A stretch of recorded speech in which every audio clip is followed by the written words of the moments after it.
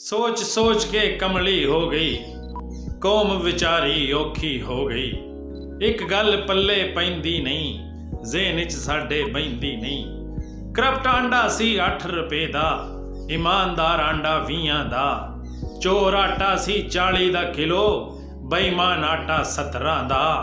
Commission खोर सी जदों यकीनी, 60 दी सी किलो कमीनी।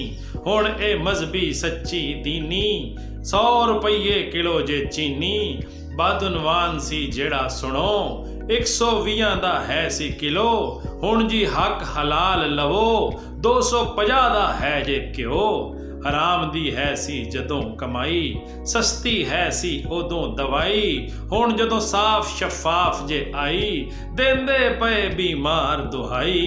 60 रुपये सी डाकू पेट्रोल, लोको बिल्कुल नहीं जे मखौल।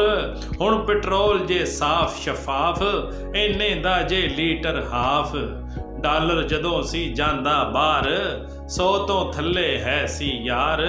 हुण जदों रुक गई जे चोरी, 160 दी सीना जोरी।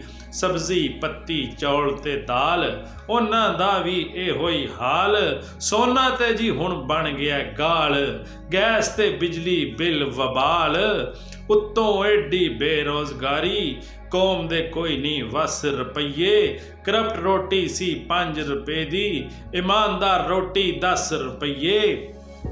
जिथे उठदी बहंदी ए, भुखी कौम ए कहंदी ए। साडे हाथ चों रोटी गई, तब्दीली बड़ी महंगी पई। भुखे पाने देण दुहाई, हाय महंगाई हाय महंगाई।